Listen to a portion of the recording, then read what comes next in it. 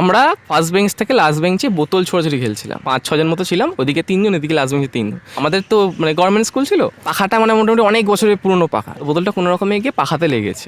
তো লাগার পরেতে পাখাটা থেকে অনেক ঝুল ফুল থাকে, তো একটা বন্ধু ওর গায়ে এসে ঝুলটা পড়েছে, ঠিক আছে, এবং পাখাটা বন্ধ হয়ে গেছে।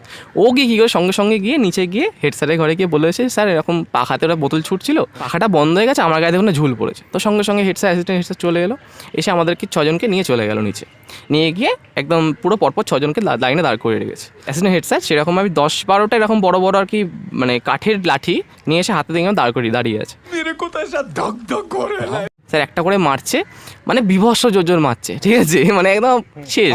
এবার একজনকে এমনভাবে মারলো, 2বার মারলো, লাঠিটা ভেঙে গেল। স্যার বলছি, স্যার বলছে এই তো আরও আছে স্যার, মারুন যত খুশি।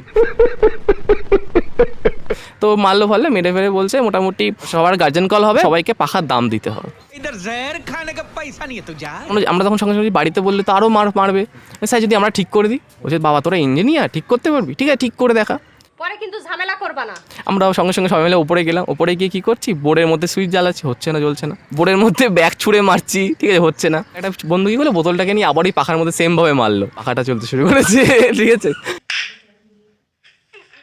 নিচে গিয়ে সঙ্গে স্যার চলছে পাখা, বলছে স্যার চলছে, বাবা তোরা তো ইঞ্জিনিয়ার হবি রে বড় হয়ে। मेरा बेटा इंजीनियर बनेगा।